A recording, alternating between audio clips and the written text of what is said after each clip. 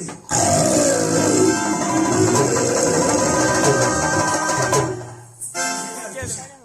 రజకి పారిపోతున్నారు. జీతకాడ బెదిరిపోయినా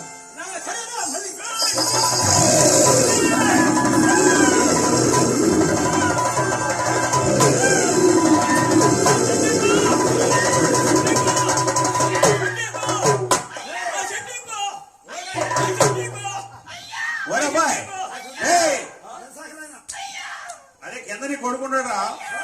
కింద నీ కొడుకు అడుగో ఇటుగో అంటున్నా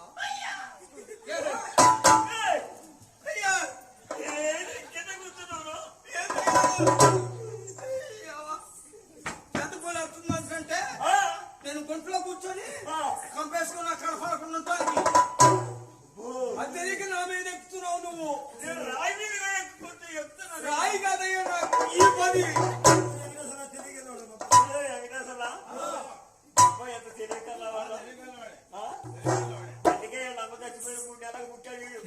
అయ్యా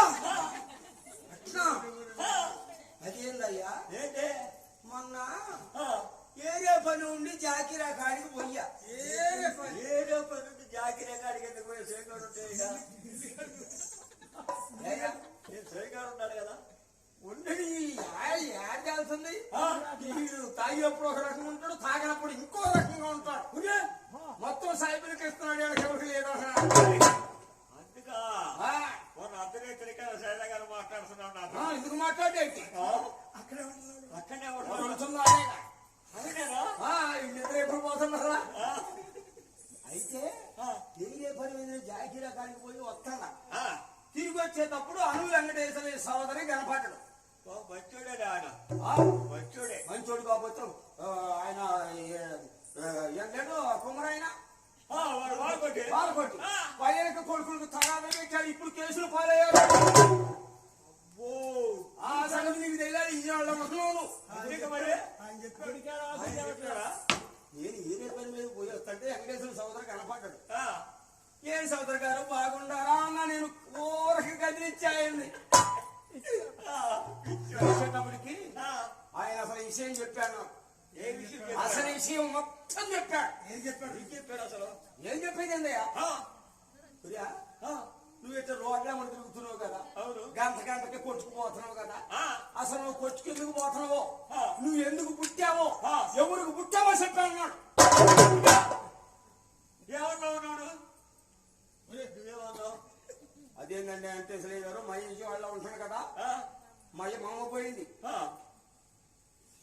మా ఇల్లుడు మై మీద అంట చెప్పు తప్పండి సోదరు గారు, ప్రెసిడెంట్ గారు అన్నది.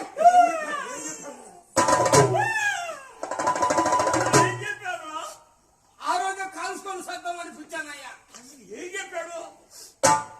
ఎప్పుడు పుట్టా, ఎందుకు పుట్టానని అడిగితే వెయ్యి దేశాల మీద పోయే 3 ఏళ్ళకి కడుపులు పడ్డావురా అన్నాడు. వాడు మాటలు నువ్వు ఎట్టున్నావురా? ఆయనే చెప్పింది వచ్చాడు కాదురా.